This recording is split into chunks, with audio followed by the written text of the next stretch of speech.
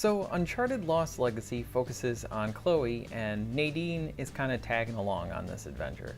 The first few chapters are very reminiscent of Uncharted 2, and what I mean by that is that you're in this war-torn city and people are trying to run for their lives, get home, get to safety, and you're moving through all the chaos.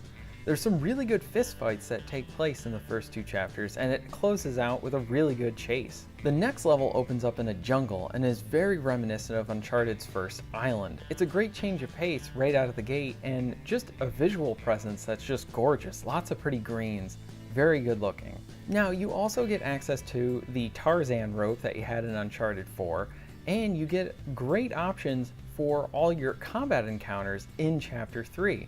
So you get to have these awesome situations where you can go guns a-blazing, or you can then use stealth if you want to. One thing that I particularly like is this Uncharted isn't one of those games where if you get caught, the enemies always know where you are.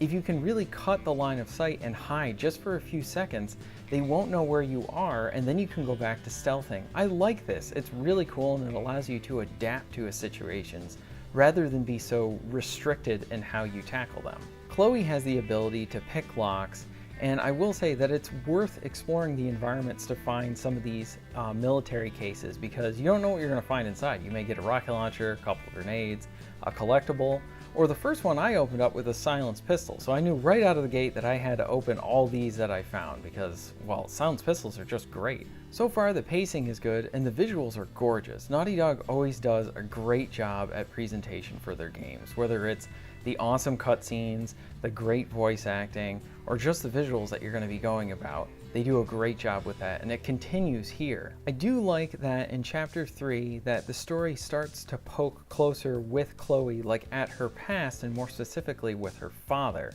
It wasn't something I was particularly seeing when coming into the game. I didn't know about this, and I like that they're exploring a deeper aspect to her. And what's really nice is that with series fans, we know about her character as a person, but we don't know her past, so this is definitely a good place to explore that. Over the course of Chapter 3, it's really cool because you get this big environment to explore, and what's nice is there's lots of these really small dialogue moments that are done between Chloe and Nadine, and what I like is it really starts to develop their friendship and bond.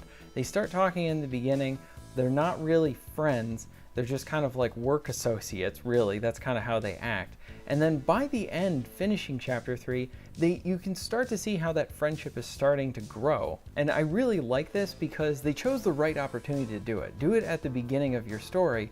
That way, when the shit hits the fan later on in the story and the action is a lot higher, I'm guessing, I haven't beaten it yet, but at least when you get to those big action moments, they're more impactful because you really care about the two of them and you want to see them survive together. And I will say this too, if at the off chance you have not tried any of the Uncharted games, I will say that this right here, it doesn't seem like you need to know about any of the prior games to be able to jump right into this one. So if you're curious and you're like, what's Uncharted? I want to try it out.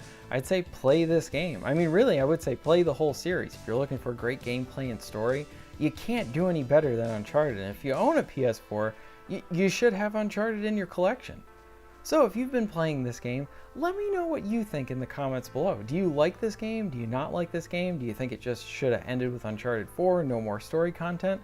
Or do you think potentially this is a good idea to be able to continue the franchise with spin-off games based off of the side characters in the series? Let me know in the comments below. And if you enjoyed this video, please hit that like button, and if you'd like to see more content like this, please subscribe, and I'll see you next time.